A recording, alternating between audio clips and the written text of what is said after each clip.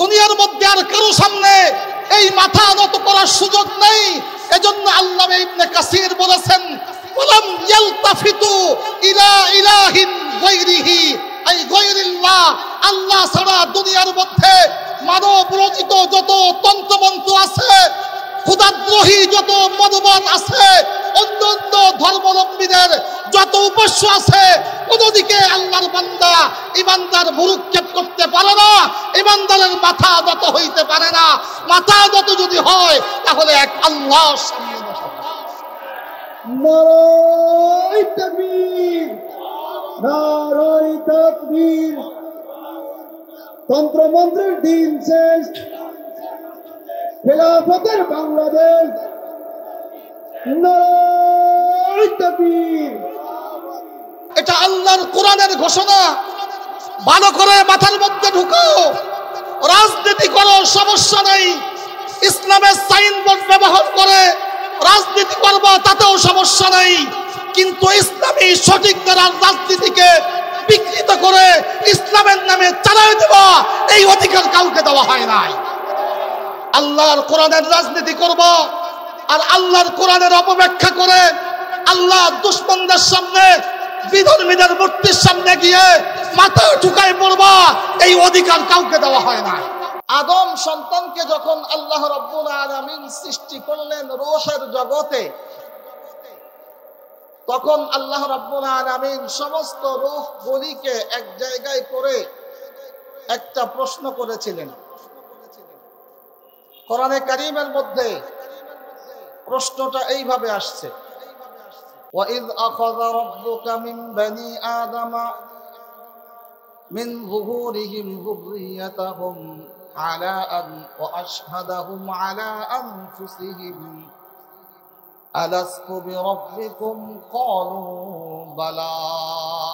আয়াতে কারীমার শেষের যে শব্দগুলা আলাস্তু বিরব্বিকুম, আল্লাহ রাব্বুল আলামিন আমাদের সকলকে উদ্দেশ্য করে একটা প্রশ্ন করেছিলেন, আলাস্তু, আমি কি নই, রব্বুকুম, তোমাদের রব? আমরা এই প্রশ্নের জবাবে বলেছিলাম, বালা, কেন নয়, অবশ্যই আপনি আমাদের রব। আল্লাহ পাক আপনাকে আমাকে সৃষ্টি করার পরে আপনার আমার কাছ থেকে প্রথম যে অঙ্গীকার নিয়েছিলেন, সেই অঙ্গীকারটা ছিল রুবুবিয়্যতের অঙ্গীকার। রব শব্দ ব্যবহার করে আল্লাহ রাব্বুল আলামিন অঙ্গীকার নিয়েছিলেন, আলাস্তু বিরব্বিকুম, আমি কি তোমাদের রব নই, প্রভু নই? দোস্ত, মানব জীবনের সূচনাতে যে অঙ্গীকার আল্লাহ নিয়েছিলেন, এই অঙ্গীকারেও ছিল রব শব্দ। আর মানব জীবনের শেষ যখন কবরে আমরা যাব, আল্লাহ রাব্বুল আলামিন যেই শব্দ দিয়ে আপনাকে আমাকে প্রশ্ন করবেন, সেখানেও রব শব্দ, মান রব্বুকা, ও বান্দা তুমি বলো তোমার রব কি। অঙ্গীকারের শুরুটাও ছিল রব শব্দ দিয়ে, আলাস্তু বিরব্বিকুম, আমি কি তোমাদের রব নই? কবরে যাওয়ার পরে প্রশ্ন যেটা হবে সেটাও রব শব্দ দিয়ে, মান রব্বুকা, তোমার রব কি। ও দোস্ত, আল্লাহ রাব্বুল আলামিন কোরআনুল কারীমের সর্বপ্রথম যে 5টি আয়াতে কারীমা নাযিল করেছিলেন, সেই 5টি আয়াতে কারীমার মধ্যে প্রথম একটা আয়াতের পরে যেই কথা ছিল সেটাও হলো রব শব্দ দিয়ে। ইকরা বিসমি রাব্বিক, ইকরা বিসমি রাব্বিকাল্লাযী খলাক, খলাকাল ইনসানা মিন আলাক, ইকরা রাব্বুকাল আকরাম আল্লাযী আল্লামা বিল কলাম, আল্লামাল ইনসানা মা লাম ইয়ালাম। এখানেও ছিল রব শব্দ, পড়ো তোমার রবের নামে, ইকরা বিসমি রাব্বিকাল্লাযী খলাক, যিনি তোমাকে সৃষ্টি করেছেন, যেই রব তোমাকে সৃষ্টি করেছেন সেই রবের নামে তুমি পড়ো, ইকরা বিসমি রাব্বিক। তাহলে বোঝা গেল যেই শব্দটা,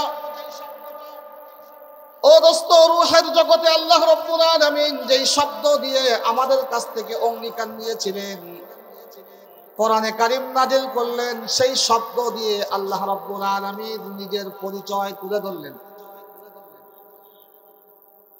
আল্লাহ একথা বলেন নাই ইকরা বিইসমিল্লাহ, ও বান্দা তুমি তোমার আল্লাহর নামে পড়ো। আল্লাহ বলেছেন ইকরা বিসমি রাব্বিক, তুমি তোমার রবের নামে পড়ো যিনি তোমাকে সৃষ্টি করেছেন। অঙ্গীকার দিলেন রব শব্দ দিয়ে, পরিচয় দিলেন কোরআনের প্রথমে রব দিয়ে, কবরে যাওয়ার পরে জিজ্ঞাসা হবে রব শব্দ দিয়ে। তাহলে বোঝা গেল আল্লাহ রাব্বুল আলামিনের সিফাতি নামগুলোর মধ্যে রব এমন একটা শব্দ, এমন একটা নাম, যেই নামের মধ্যে এমন কিছু আল্লাহ রাব্বুল আলামিন রেখেছেন যেইটা আমাদের জন্য খুবই জরুরি এবং গুরুত্বপূর্ণ। ও দোস্ত, কোরআনে কারীমের বিভিন্ন জায়গা তেলাওয়াত করলে দেখা যায় রব শব্দটা বিভিন্ন অর্থে ব্যবহার হয়েছে।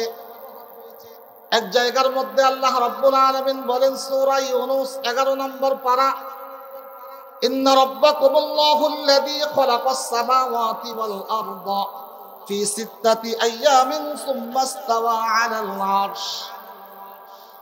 ইন্না রাব্বাকুমুল্লাহুল্লাযী, নিশ্চয় তোমাদের রব, তোমাদের সৃষ্টি করতে হলেন আল্লাহ। ইন্না রাব্বাকুমুল্লাহুল্লাযী খালাকাস সামাওয়াতি ওয়াল আরদ, যিনি আসমান এবং জমিনকে সৃষ্টি করেছেন। এই জায়গায় রব শব্দের অর্থ হলো সৃষ্টি করা। ও দোস্ত, সূরাতুল ফাতিহা যেটা নামাজের মধ্যে সবসময় তেলাওয়াত করি, আল্লাহ রাব্বুল আলামিন বলতেছেন আলহামদুলিল্লাহ রাব্বিল আলামিন, সমস্ত প্রশংসা আল্লাহর যিনি সমগ্র জগতের প্রতিপালক, লালনকর্তা, পালনকর্তা যিনি, তিনি হলেন আল্লাহ, তিনি হলেন রব। এখানে রব শব্দটা লালন পালন, প্রতিপালনের অর্থে ব্যবহার হয়েছে। ও দুনিয়ার মুসলমান, আল্লাহ রাব্বুল আলামিন কোরআনে কারীমের অন্য জায়গার মধ্যে বলেন ইত্তাখাযু আহবারহুম ওয়া রুহবানাহুম আরবাবাম মিন দুনিল্লাহ। খ্রিস্টান এবং ইহুদ যারা ছিল, এদের ধর্মযাজক যারা ছিল, তাদের কাউকে কাউকে কোরআনের ভাষায় আহবার, কাউকে কাউকে রুহবান বলা হয়। দুইটা মিলাই উদ্দেশ্য হলো ইহুদ এবং খ্রিস্টানদের ধর্মযাজক যারা, আমাদের মধ্যে যেমন উলামায়ে কেরাম ধর্মীয় জ্ঞানে পারদর্শী, জ্ঞানী পণ্ডিত, খ্রিস্টানদের মধ্যে ওই রকম ইনজিলের জ্ঞানে পণ্ডিত ছিল, জ্ঞানী ছিল। ইহুদিদের মধ্যেও তাওরাতের জ্ঞানে জ্ঞানী ছিল, পণ্ডিত ছিল। আল্লাহ বলতেছে ও ইহুদিরা, ও খ্রিস্টানরা, ইত্তাখাযু আহবারহুম ওয়া রুহবানাহুম, তোমরা তোমাদের ধর্মযাজকদেরকে, পণ্ডিতদেরকে, ধর্মীয় গুরুদেরকে গ্রহণ করেছো আরবাবাম মিন দুনিল্লাহ, আল্লাহকে বাদ দিয়ে হুকুম দাতা, হুকুমের মালিক হিসাবে। রব্বুন শব্দের বহু বচন হলো আরবাব, যার অর্থ হলো হুকুমের মালিক, যে হুকুম দেয়, আদেশ দেয়। আল্লাহ বলতেছেন ইহুদি এবং খ্রিস্টানদেরকে, তোমরা তো তোমাদের ধর্মযাজকদের, তোমাদের ধর্মীয় পণ্ডিতদেরকে, গুরুদেরকে হুকুমের মালিক বানাইছো। আল্লাহকে বাদ দিয়ে জমিনের মধ্যে হুকুম দেওয়ার অধিকার একমাত্র আল্লাহর ছিল, হুকুমের মালিকানা একমাত্র আল্লাহর ছিল। আল্লাহর এই হুকুমের মালিকানা ছিনাই নিয়ে তোমরা তোমাদের ধর্মীয় গুরুদেরকে হুকুমের মালিক বানাইছো, হুকুমের মালিক হিসাবে গ্রহণ করে নিয়েছো। এই জায়গার মধ্যে রব শব্দের অর্থ ব্যবহার করা হয়েছে হুকুমের মালিক অথবা হুকুম দাতা হিসাবে, বিধানের মালিক বা বিধান দাতা হিসাবে ব্যবহার করা হয়েছে। তাহলে কোরআনের 3টা আয়াত তেলাওয়াত করে বুঝলাম রব শব্দটা কোথাও কোথাও সৃষ্টিকর্তার অর্থে ব্যবহৃত হয়েছে, কোথাও লালনকর্তা, পালনকর্তার অর্থে ব্যবহৃত হয়েছে, আবার কোথাও কোথাও রব শব্দটা বিধান দাতার অর্থেও ব্যবহৃত হয়েছে। তাহলে বোঝা গেল রব শব্দ মানে যেমন ভাবে সৃষ্টিকর্তা আল্লাহ, ঠিক তেমনি ভাবে রব শব্দের অর্থ হলো লালন কর্তা, পালন কর্তা আল্লাহ। ঠিক তেমনি ভাবে রব শব্দের অর্থ হলো বিধানদাতা, হুকুমের মালিক একমাত্র আল্লাহ।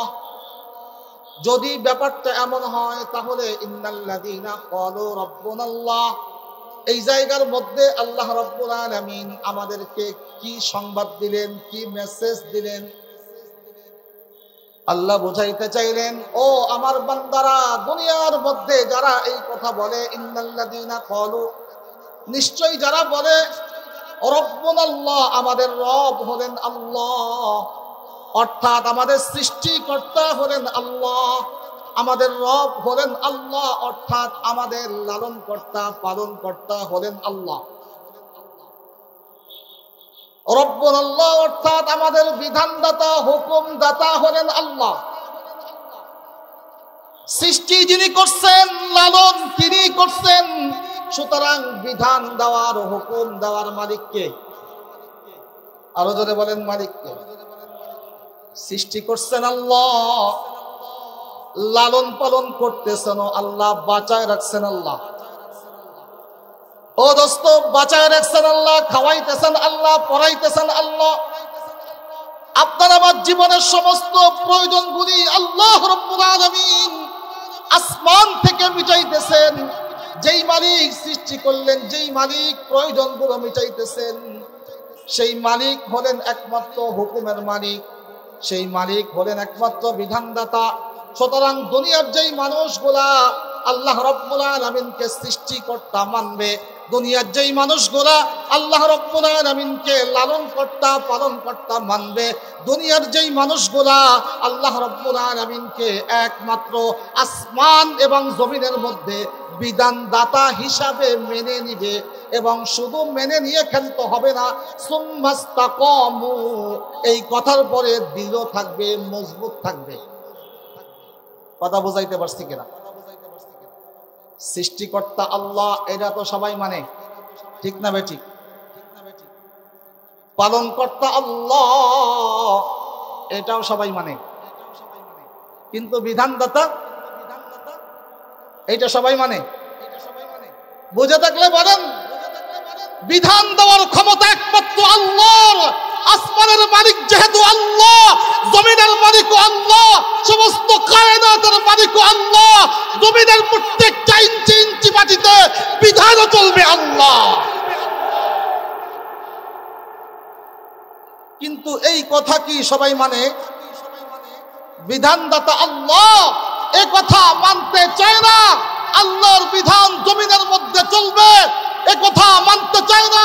সংসদ থেকে আল্লাহর বিধান বাস্তবায়ন হবে, এ কথা মানতে চায় না, অথচ নিজেদেরকে ইমানদার বলে দাবি করতে চায়। এজন্য দোস্ত আমি বলেছি, আল্লাহ পাকের সিফাতি নামের মধ্যে রব এমন একটা শব্দ আল্লাহ রাব্বুল আলামিন আমাদের কাছ থেকে অঙ্গীকার নিয়েছেন। কোরআনে কারিমের প্রথম আয়াতগুলি যেই শব্দ দিয়ে আল্লাহ পাক নিজের পরিচয় তুলে ধরেছেন, কবরে যাওয়ার পরে যেই শব্দ দিয়ে আল্লাহ রাব্বুল আলামিন প্রশ্ন করবেন, তোমাদের রব কে? এই শব্দ যদি আমরা চিন্তা করি, গবেষণা করি, তাহলে একটা শব্দের মধ্যে আল্লাহ পাকের সমস্ত ক্ষমতা, সমস্ত গুণ, সমস্ত মাহাত্ম্য, সবকিছু আল্লাহ রাব্বুল আলামিনের এক শব্দের মধ্যে ফুটে ওঠে। এরপরে আল্লাহ বলতেছেন, দুনিয়ার যেই সমস্ত মানুষরা আমি আল্লাহ রাব্বুল আলামিনকে সৃষ্টিকর্তা হিসাবে, পালনকর্তা হিসাবে, বিধানদাতা হিসাবে মেনে নিবে, এরপরে সুম্মাস্তাকামু, মজবুত থাকবে, দৃঢ় থাকবে। এই দৃঢ় থাকা, মজবুত থাকার ব্যাখ্যা কি? ইস্তিকামাতের ব্যাখ্যা আল্লামা ইবনে কাসির রাহমাতুল্লাহি আলাইহি তাফসীরে ইবনে কাসিরের মধ্যে দুইটা অর্থ বর্ণনা করেছেন। এক নম্বর, ইস্তিকামাত সুম্মাস্তাকামু এর অর্থ হলো বান্দা আল্লাহ রাব্বুল আলামিনকে সৃষ্টিকর্তা মেনে নেওয়ার পরে আল্লাহকে পালন কর্তা মেনে নেওয়ার পরে, বিধানদাতা মেনে নেওয়ার পরে বান্দার অবস্থা এমন হবে, ফালাম ইয়ালতাফিতু ইলা ইলাহিন গায়রিহি, আসমান এবং জমিনের মধ্যে এক আল্লাহ ব্যতীত সমস্ত উপাস্যদেরকে এমন ভাবে উপেক্ষা করবে, তার দিল, দিমাগ, চিন্তা চেতনার মধ্যে এক আল্লাহ ছাড়া আর কিছুই থাকবে না। বুঝে থাকলে বলেন, এই 3.5 হাত বডির মালিককে আল্লাহ রাব্বুল আলামিন সুন্দর চমৎকার একটা চেহারা, মাথা দিয়েছেন। এই মাথাটার মালিককে, এই মাথাটার মালিক যদি আল্লাহ হয়, আল্লাহ যদি এই মাথা সৃষ্টি করতে হয়, আল্লাহ যদি এই 3.5 হাত বডির পালন করতে হয়, আল্লাহ রাব্বুল আলামিন যদি এই 3.5 হাত বডি দুনিয়ার মধ্যে কেমনে চলবে সেই বিধানদাতা যদি আল্লাহ রাব্বুল আলামিন হন, তাহলে দুনিয়ার মধ্যে আল্লাহ ছাড়া অন্য কারো সামনে এই মাথাকে নত করার সুযোগ আছে নাকি? আছে? দুনিয়ার মধ্যে আর কারো সামনে এই মাথা নত করার সুযোগ নেই। এজন্য আল্লামা ইবনে কাসির বলেছেন, ওয়ালাম ইয়ালতাফিতু ইলা ইলাহিন গায়রিহি, এই গায়রিল্লাহ, আল্লাহ ছাড়া দুনিয়ার মধ্যে মানব রচিত যত তন্ত্রমন্ত্র আছে, খোদাদ্রোহী যত মতবাদ আছে, অন্যান্য ধর্মাবলম্বীদের যত উপাস্য আছে, কোনদিকে আল্লাহর বান্দা ইমানদার ভুরুক্ষেপ করতে পারে না, ইমানদারের মাথা নত হইতে পারে না। মাথা নত যদি হয় তাহলে এক আল্লাহর সামনে বসা। নারায়ে তাকবীর, নারায়ে তাকবীর। তন্ত্রমন্ত্রের দিন শেষ, খেলাফতের বাংলাদেশ। নারায়ে তাকবীর। ও দোস্ত, ইস্তেকামাতের আরেকটা অর্থ ইবনে কাসিরের মধ্যে বর্ণনা করা হয়েছে। হযরতে সিদ্দিক আকবর রাদিয়াল্লাহু তাআলা আনহুর সামনে যখন এই আয়াতে কারিমা তেলাওয়াত করা হয়, নবীজি সাল্লাল্লাহু আলাইহি ওয়াসাল্লামের পরম বন্ধু, ইসলামের প্রথম খলিফা হযরতে আবু বকর সিদ্দিক রাদিয়াল্লাহু তাআলা আনহুর সামনে যখন এই আয়াতে কারিমা তেলাওয়াত করা হয়, সিদ্দিক আকবর রাদিয়াল্লাহু তাআলা আনহুর সামনে তেলাওয়াত করার পরে জিজ্ঞাসা করা হলো, ইয়া আমিরুল মুমিনিন সুম্মা ইসতাকামু কারা? হযরতে আবু বকর সিদ্দিক রাদিয়াল্লাহু তাআলা আনহু বললেন, ওয়াহুমুল্লাযীনা লাম ইউশরিকু বিল্লাহি শাইআ।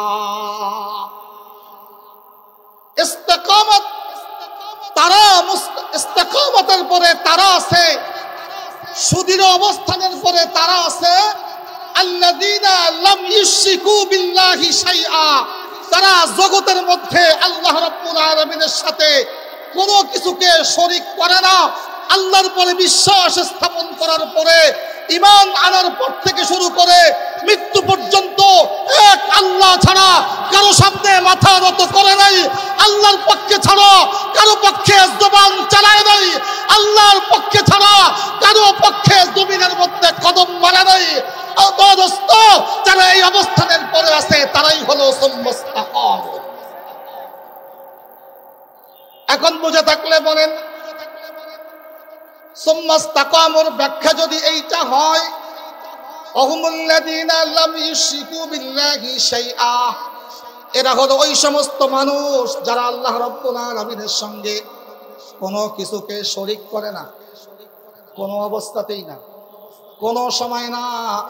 জীবন চলে যাবে কিন্তু আমার মালিকের সঙ্গে শরীক হবে না। দুনিয়ার বড় বড় স্বার্থগুলা হাতছাড়া হয়ে যাবে কিন্তু মালিকের সামনে মাথা নত হবে না। ঠিক না বেঠিক? ও দোস্ত, ভালো করে বুঝেন, আল্লাহর জমিনে আল্লাহর খেলাফত প্রতিষ্ঠার যে আন্দোলন, যে মেহনত আমরা করি দুনিয়ার মধ্যে, আমরা চাই এই জমিনের মধ্যে আল্লাহর হুকুম প্রতিষ্ঠিত হোক। আমরা চাই এই জমিনের প্রত্যেকটা ইঞ্চি ইঞ্চি মাটিতে আল্লাহর বিধানগুলি বাস্তবায়ন হোক। আমরা চাই আল্লাহ রাব্বুল আলামিন যেভাবে দুনিয়াটা চেয়েছেন ঠিক সেইভাবে দুনিয়াটাকে আমরা সাজিয়ে তুলি। কিন্তু দোস্ত, দুঃখ হলো এইটা, আমরা আল্লাহর বিধান জমিনের মধ্যে বাস্তবায়ন করার স্লোগান দেই, আর যখন বিধর্মীদের ধর্মীয় উৎসবগুলো আসে তখন আল্লাহর দুশমনদের সামনে গিয়ে মাথা নিচু করে দেয়। কথা বলেন।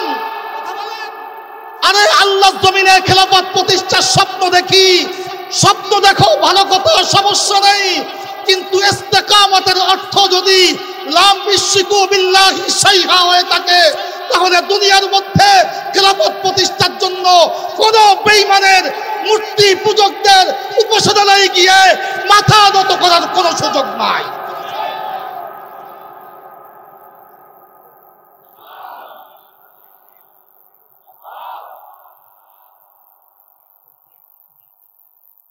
আছে কোন সুযোগ? আমরা হুকুমত প্রতিষ্ঠিত করতে চাইতেছি আল্লাহর, আর মাথা নত করতেছি আল্লাহর দুশমনদের সামনে। ঠিক না ঠিক? চিল্লায় বলেন ঠিক না ঠিক?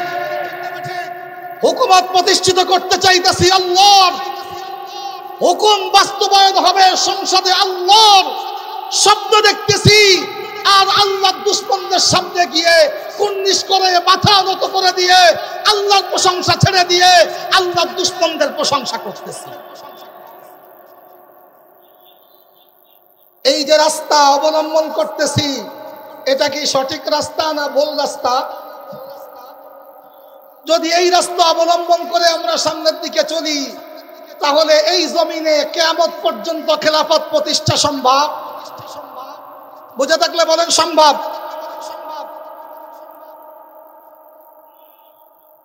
আল্লাহর কোরআনের খেলাফত প্রতিষ্ঠা হোক, এইটা শুধু তারাই চায় যারা ঈমানদার। ঠিক না ঠিক? এটা শুধু তারাই চায় যারা ঈমানদার। এটা আল্লাহর কোরআনের ঘোষণা। ভালো করে মাথার মধ্যে ঢুকাও। রাজনীতি করো, সমস্যা নেই, ইসলামের সাইনবোর্ড ব্যবহার করে রাজনীতি করবা, তাতেও সমস্যা নেই, কিন্তু ইসলামী সঠিক দ্বারার রাজনীতিকে বিকৃত করে ইসলামের নামে চালায় দেওয়া, এই অধিকার কাউকে দেওয়া হয় নাই।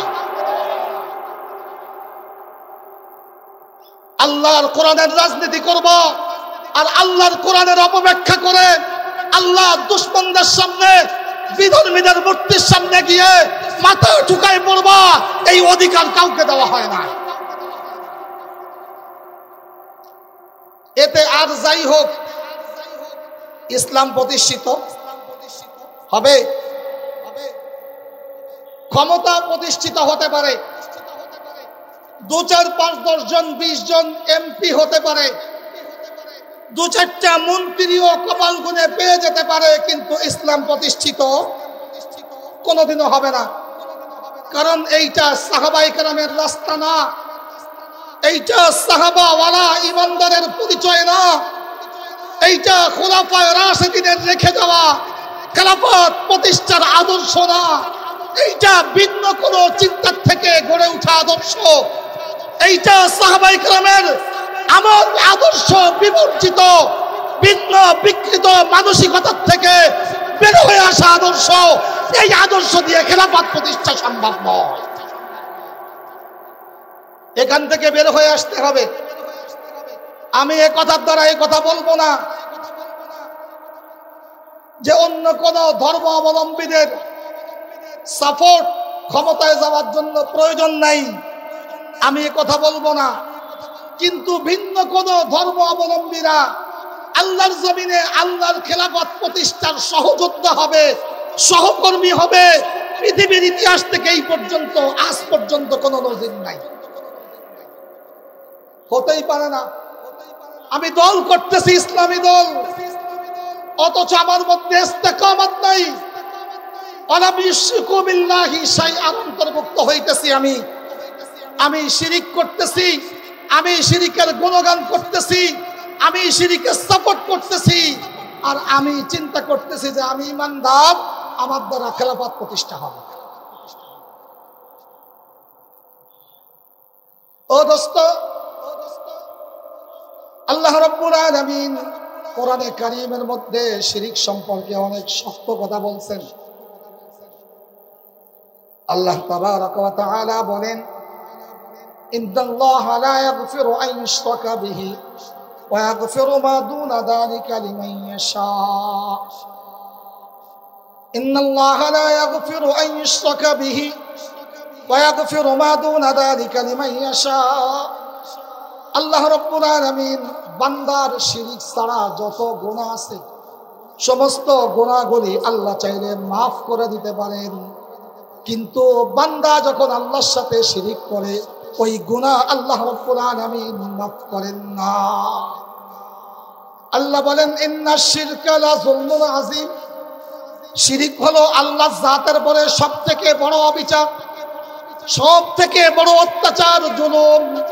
এজন্য দোস্ত, শিরকের সাথে সম্পর্ক রেখে আল্লাহর জমিনে খেলাফত প্রতিষ্ঠার স্বপ্ন দেখবা, এইটা কেবল স্বপ্নই থাকবে, প্রতিষ্ঠা হবে না। শিরকের সাথে সম্পর্ক রেখে আল্লাহর বিধান সংসদে বাস্তবায়নের স্বপ্ন দেখবা আমার বন্ধুরা, এই স্বপ্ন স্বপ্নই থাকবে, এটা কোনোদিন বাস্তবায়ন হবে না। কারণ তুমি চাও আল্লাহর বিধান দুনিয়াতে বাস্তবায়ন হোক, আর মুশরিক যারা আল্লাহর দুশমন যারা, এরা চায় আল্লাহর বিধান দুনিয়ার থেকে মিটে যায়। ইমানদাররা চায় আল্লাহর বিধান বাস্তবায়ন হোক, আর মুশরিকরা চায় আল্লাহর বিধান মিটে যাক। এই দুইটা চিন্তা কখনো এক জায়গায় হতে পারে না। এটা হলো ইস্তেকামতের অর্থ। আল্লাহ বলতেছেন, ইন্নাল্লাযীনা ক্বালু রাব্বুনাল্লাহ, যারা বলে আমাদের রব হলেন আল্লাহ, সৃষ্টিকর্তা আল্লাহ, বিধানদাতা আল্লাহ, পালনকর্তা আল্লাহ, এবং এই চিন্তার পরে মৃত্যু পর্যন্ত অটল অবিচল থাকে, কোনো অবস্থাতেই এই চিন্তা থেকে তাকে কেউ সরাইতে পারে না। আল্লাহর নবী সাহাবায়ে কেরাম আল্লাহ রাব্বুল আলামিনকে রব হিসাবে স্বীকার করার পরে এমন মজবুতের সঙ্গে দাঁড়াইছে, সমস্ত পৃথিবী একদিকে চলে গেছে। ও দোস্ত, সমস্ত প্রকার জুলুম নির্যাতন সাহাবায়ে কেরামের পরে করা হয়েছে, তারপরেও সাহাবায়ে কেরাম শহীদ হয়েছেন, কিন্তু আল্লাহ রাব্বুল আলামিনের রুবুবিয়্যাতের এই স্বীকারোক্তির পরে এমন মজবুত হয়েছেন, জীবন দিয়েছেন কিন্তু মাথা নত করে না। জীবন দিয়েছেন সাহাবায়ে কেরাম, দুশমনের সামনে মাথা নত করে নাই, আল্লাহকে স্বীকার করছে জবান দিয়ে। জবানের শব্দগুলো বন্ধ হওয়ার আগ পর্যন্ত আল্লাহ ছাড়া কারো শব্দ জবান দিয়ে উচ্চারণ করে নাই। আল্লাহর সামনে মাথা নত করছে, ও মাথায় শক্তি থাকা পর্যন্ত আল্লাহ ছাড়া আর কারো সামনে মাথা নত করে না।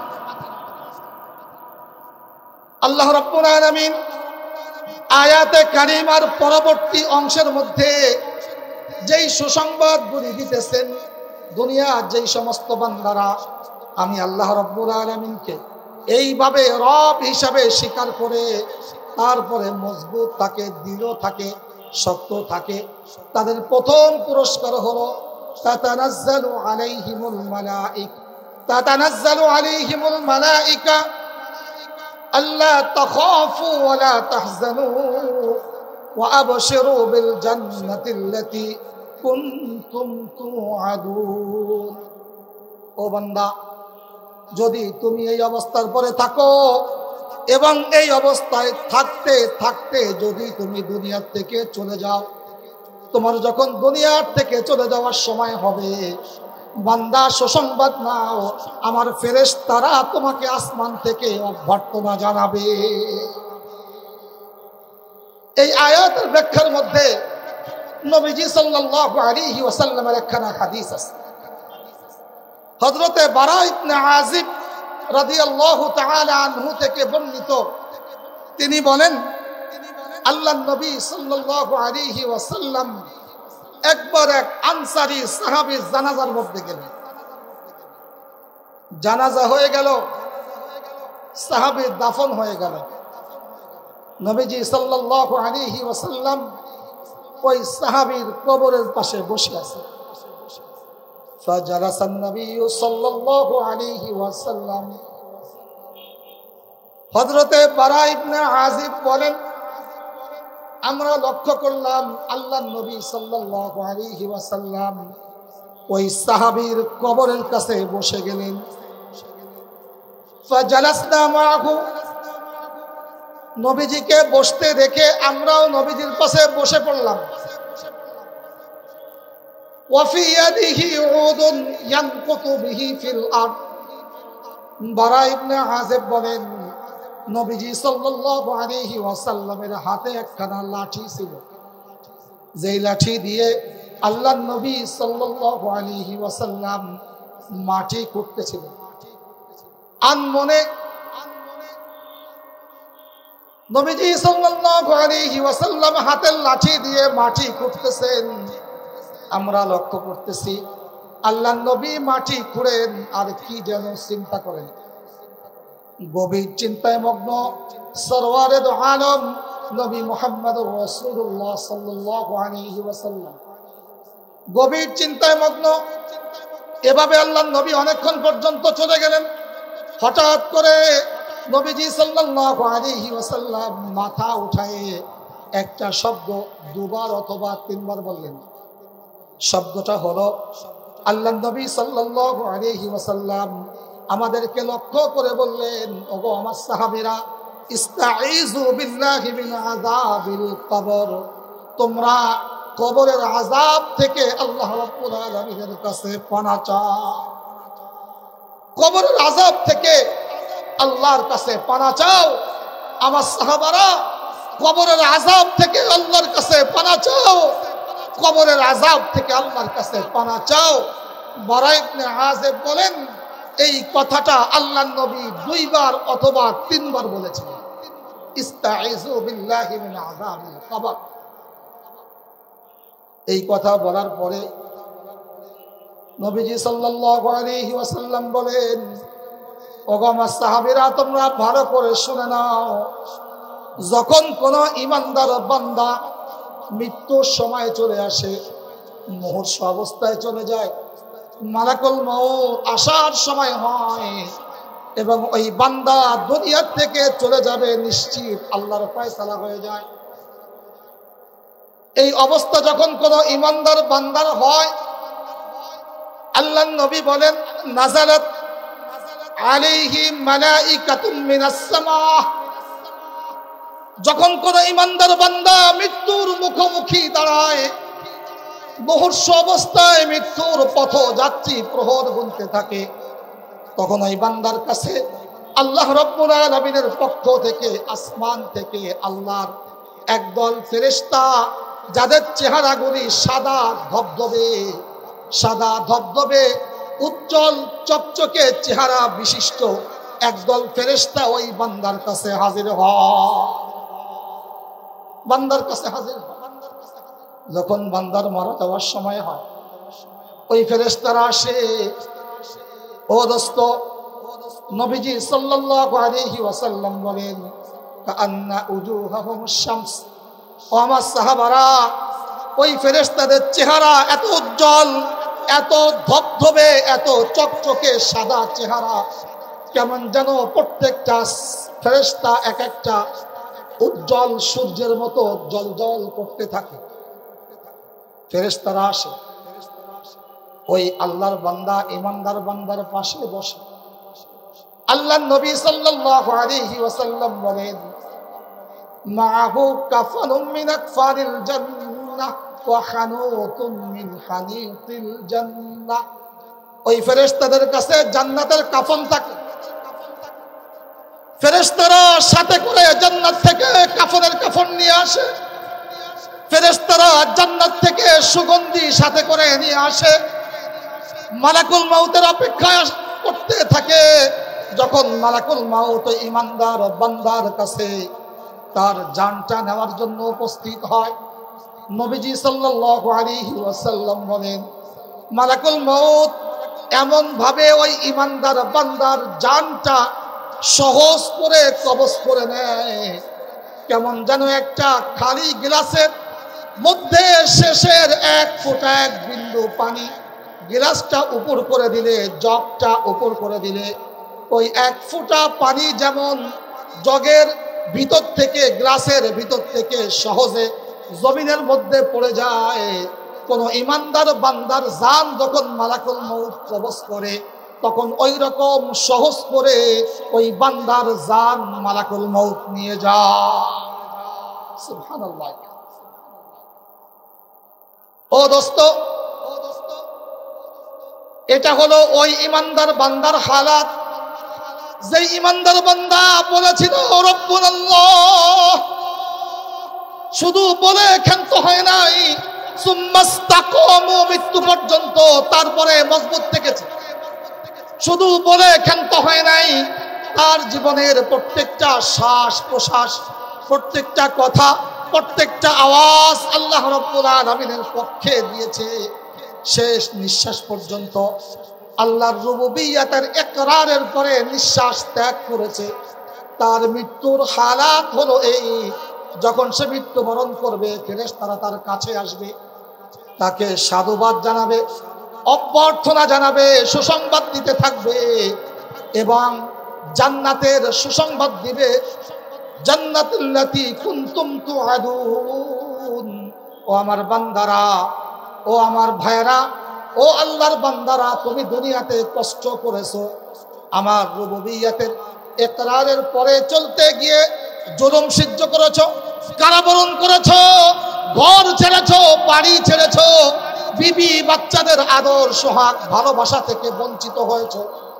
আজকে আমার পক্ষ থেকে সুসংবাদ নাও সেই জান্নাতের, আমি আল্লাহ যেই জান্নাত তোমার জন্য বানাইছি।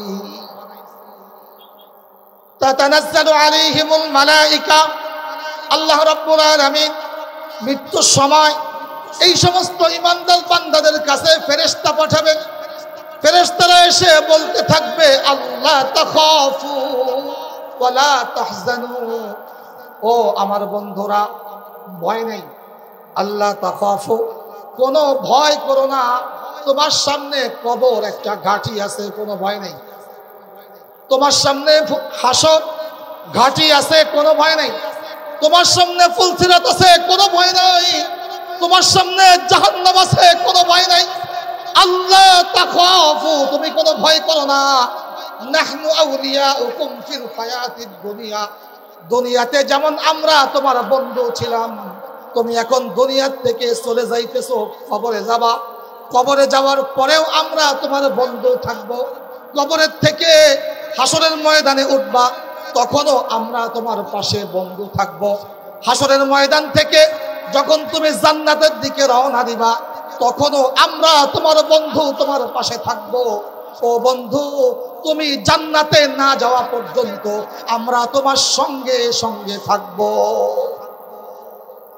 তাতানাজ্জালু আলাইহিমুল মালাইকা আল্লা তাখাফু ওয়ালা তাহজানু ওয়া আবশিরু বিল জান্নাহ, জান্নাতের সুসংবাদ নাও। ওয়া আবশিরু বিল জান্নাতিল্লাতী কুনতুম তুআদুন, যেই জান্নাতের ওয়াদা আল্লাহ তোমার সঙ্গে করেছেন।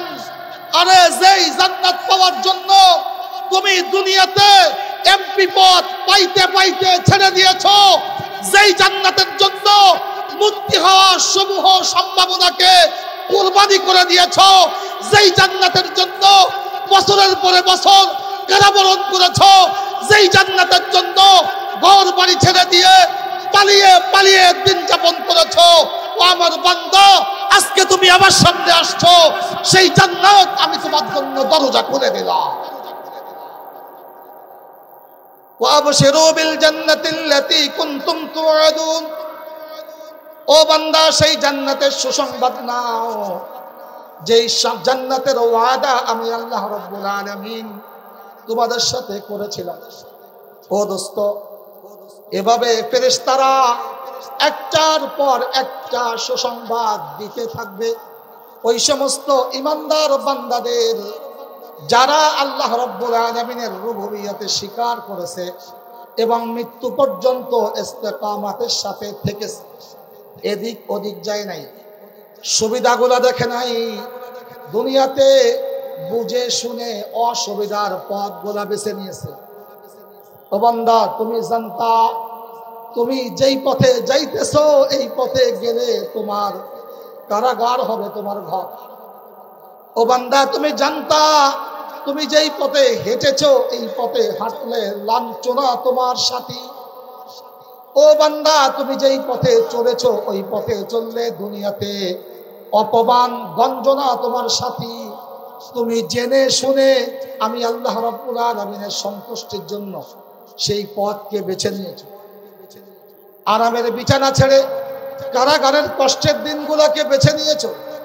আরামের সুস্বাদু খাবারগুলিকে ছেড়ে দিয়ে বান্দা জেলখানার কষ্টের খাবার তুমি দিনের পর দিন বেছে নিয়েছো। ও বান্দা, এই কষ্ট তুমি করেছো, আমি আল্লাহ রাব্বুল আলামিন আসমানের পরে বসে দেখেছি। আমি তোমাকে যেই জান্নাতের ওয়াদা করেছিলাম সেই জান্নাত আজকে তোমার সামনে দিলাম। মা তাশতাহি আনফুসুকুম, আজকে এই জান্নাতের মধ্যে তোমার মন যা চায় বান্দা তুমি খাইতে থাকো। মা তাশতাহি আনফুসুকুম, তোমার মনে যা চায় জান্নাত থেকে তুমি খাইতে থাকো, যেখান থেকে মনে চায় খাইতে থাকো। বান্দা, তোমার মনে যা চায় পান করতে থাকো, যেখান থেকে মনে চায় জান্নাতে তুমি পান করতে থাকো। ফেরেশতারা বলবে নাহনু আউলিয়াউকুম ফিল হায়াতিদ দুনিয়া ওয়া ফিল আখিরাহ ওয়া লাকুম ফিহা মা তাশতাহি আনফুসুকুম ওয়া লাকুম ফিহা মা তাদউন।